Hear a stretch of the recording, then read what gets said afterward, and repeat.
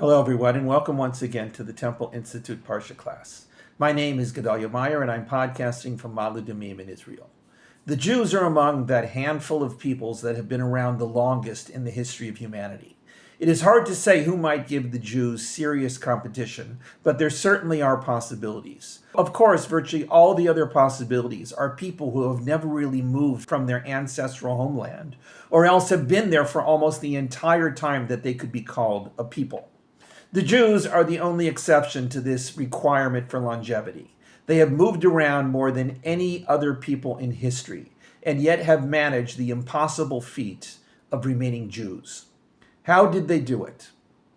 Nobody knows the definitive answer to this question, but there certainly are any number of possible answers. The first that comes to mind is the central text that has preserved the Jews as Jews, the Torah.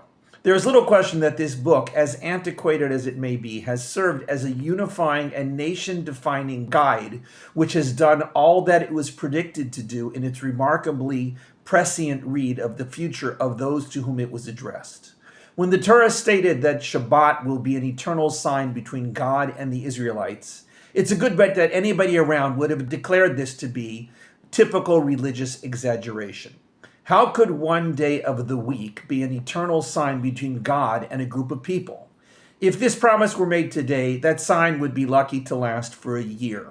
Yet here we are 3,000 odd years later, and the Jews are still keeping Shabbat. And an alternative to the Torah itself is the commandments, which are really part of the Torah. Shabbat is one of those commandments. So is the commandment of circumcision. Who would ever dream that this odd and archaic surgery would still be not only faithfully practiced by the Jews, but one of the single defining features of the Jews? Why should this be so? What evolutionary benefit did it provide? How did it help the Jews against their endless list of enemies, or against the threats of disease or famine? But the results are there for everyone to see. It was an eternal covenant between the descendants of Abraham and God. By and large, both sides have stuck to the deal. Then there is the idea of the land of Israel. This one is a good deal harder to use to explain the longevity of the Jews, being as the majority of the Jews spent almost 2,000 years living outside of the land. How could this tiny strip of land, strategically located at a crossroads of the ancient world, have been a historical magnet to keep the Jews Jewish? There is no logical explanation for this, so most people who think about these sorts of things assume that the land is at best a kind of bonus for sticking with the program, which for most of Jewish history was nothing more than a dream. But it is dreams and dreaming that are the raw materials of destiny. And that dream of returning to the land was one of the firmest anchors in enabling the Jews to fulfill their destiny. The final element on this short list of possible reasons why the Jews have gone the distance is the Jews themselves. The Torah describes the Israelites as a stiff-necked people. That was meant as an insult, but it has its advantages. It gave the Jews their tenacity and their perseverance. Whatever the obstacle, the Jews would find a way to outlast it. Whatever the challenge, the Jews would use it to make them stronger. Was there some sort of collective decision the Jews made 2,000 or so years ago to stick it out no matter what? This is doubtful, but they did it nevertheless. It was almost like there was a commandment hidden among the 613 that make up the commandments of the Torah that can be stated in one word: survive. This coming Shabbat is a bit unusual in the Jewish calendar. It is the day before Passover, or Pesach, and this always creates considerable difficulties for those who choose to observe all of the rules associated with Pesach. Among these are an extension of the famous prohibition of eating leavened products during the entire week of Pesach to include most of the day before Pesach. This means essentially that no leavened products can be eaten from sometime in the morning of Shabbat. This in turn puts major restrictions on the meal that is eaten as part of the Shabbat day rituals. Any bread or leavened products have to be finished off by mid-morning, which means that everything has to start a little earlier than normal. There is a Parsha this week, but there is so much going on in terms of getting ready for Pesach that it is almost an afterthought. It is called Tzav, which means command. It is another one of those parshas in the book of Leviticus which deals exclusively with the various offerings that were brought in the Mishkan for an assortment of purposes. This parsha is one offering after another, and it is extremely easy to get lost in the list and wonder what all this was really about. It is difficult to avoid the question of how this book, which has so many of these offerings with countless details, could have ever been so influential in keeping the Jews Jewish. Perhaps this is one of the many challenges the Jews have faced, which kept making them stronger. It is a good bet that the minds of Jews going to synagogue on Shabbat morning will not be on the details of this parsha. They will be on Pesach and all that it entails. The Seder begins right when Shabbat ends on Saturday night, another somewhat unusual feature of this Shabbat. There is no time for catching up on the latest and checking all the posts that were missed on Shabbat. This is what's known as a 2-dayer in Israel and a 3-dayer outside of Israel. It is long and it takes a lot of perseverance to stay with the program. It's possible that these extended Shabbat holiday combos were another of the many challenges that Jews had to overcome to remain Jewish. The main thing the Jews tend to focus on as Pesach approaches and there's nothing left to do but anticipate the Seder is the Haggadah.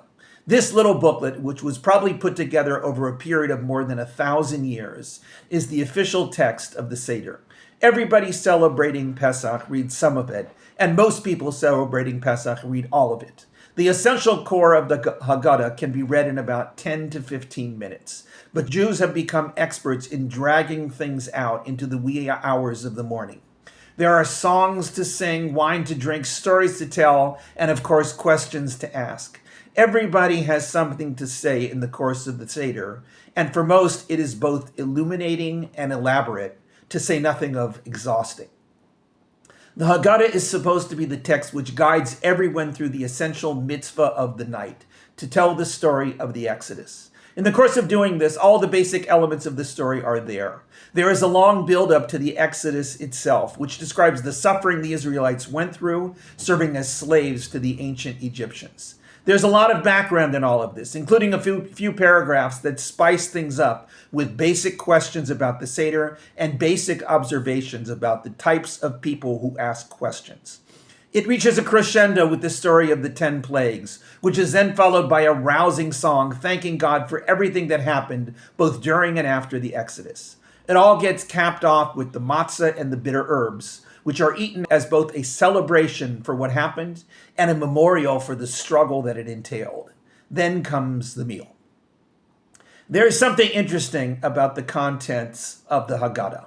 One might have expected the Haggadah to be centered around the verses in the Torah in the middle of the book of Exodus, which describe the very first Pesach in the land of Egypt. These verses tell the entire story both in anticipation of what was to happen and what did happen. There is probably no better account of that very first Pesach than these verses. In total, there are about 40 of them, though it could be extended to about 50. Everything is there. The matzah, the Pesach lamb, which was eaten during the meal, the bitter herbs, and even the final plague. They also include the Exodus itself, with the Israelites heading out of Egypt after a night of anticipation into the unknown wilderness and the great destiny that awaited them. But surprisingly, with the exception of a few snippets here and there, none of these verses is found in the Haggadah. Instead, the core is chosen from a series of verses at the end of the book of Deuteronomy. These verses do not deal with the Exodus at all. There is no mention of matzah or bitter herbs or even the word Pesach.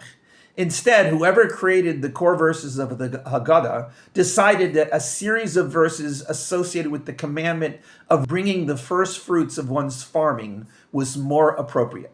These verses do discuss the build-up to the Exodus with the suffering and the slavery. They also mention the miracles that God did in bringing the Israelites out of Egypt. But the purpose of these verses is not to recall the suffering in Egypt or the miraculous deliverance from servitude. It is to celebrate the fact that God brought us into a land which produces grains and fruits and is flowing with milk and honey. Why did they choose these verses instead of the more obvious choice of the verses in Exodus? There is no definitive answer to this question. It is possible that they wanted to celebrate what they had in the present rather than what happened in the past. But the Haggadah in its present form was probably created after the Jews had been largely exiled from their land for a second time. The best evidence that we have suggests that it was created around 1800 years ago, when the diaspora was already in full swing. There was no temple and nobody was bringing first fruits or anything else. In fact, there was no reason to think that those things would ever be brought again. That way of life was over, and with it, all of the Israelite and Jewish past. Perhaps those foresighted creators of the Haggadah saw something that was the future for them and the past to us. Perhaps they saw the diaspora stretching out in front of them like an ocean, not knowing where the end lay, if anywhere. The Exodus was a wonderful snapshot of Jewish history, but it was not the only moment of Jewish history. There was a long exile awaiting them with no end in sight. What message would unify the Jews already spread around the four corners of the earth and facing an uncertain future everywhere? Perhaps it was this, that whatever we are up against, whatever forces of fate attempt to steer off course into the oblivion of assimilation, at the end, God is always there to keep us together.